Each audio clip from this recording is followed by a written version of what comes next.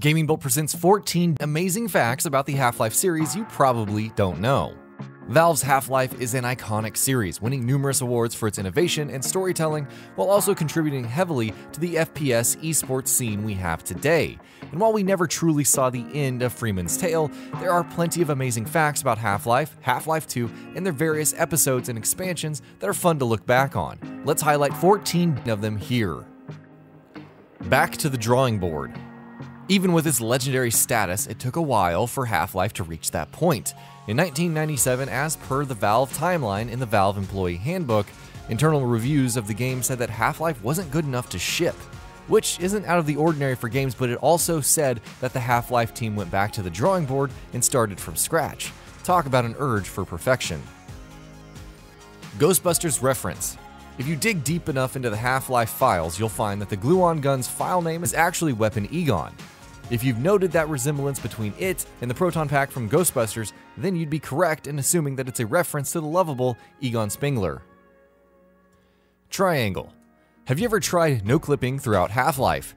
There are all kinds of intriguing secrets to discover. For instance, in Forget About Freeman, you can use the no-clip function to find an elevator. Enter inside it and there will be a triangle.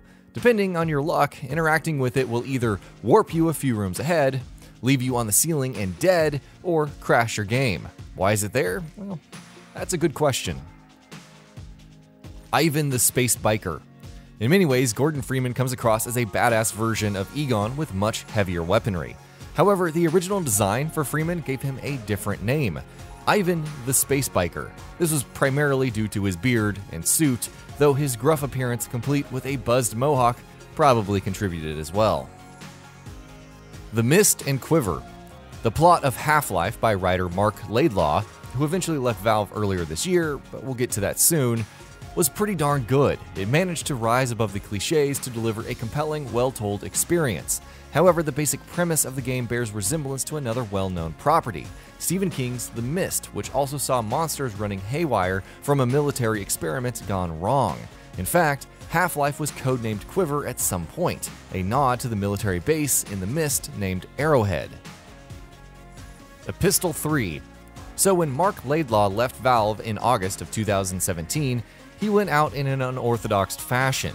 He wrote a summary for the plot of Half-Life 2 Episode 3, or even Half-Life 3, it's hard to say at this point, which was called EPISTLE 3.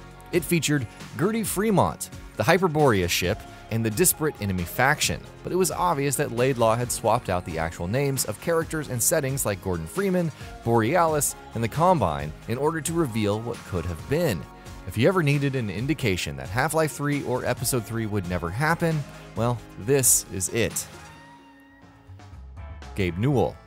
Valve is known for their shenanigans and Easter eggs, especially with the whole mural in that one Counter-Strike map. It had something similar in Half-Life, where a secret room in Chapter 3, which could be accessed in a map C1A1C by no-clipping, you'd discover a room with pictures of Gabe Newell. Interestingly, though the room still exists in newer copies, Newell's images have been removed entirely. PHYSGUN. Remember the awesome gravity gun from Half-Life 2? It wasn't actually meant to be in the game. Instead, there would be the PHYSGUN, which would be also capable of picking up objects from different ranges and moving them around. Due to the number of exploits this could cause, though, the PHYSGUN was removed. Fortunately, Gary's mod saw the tool repurposed for other means, mostly memes though. Episode 4, Return to Ravenholm.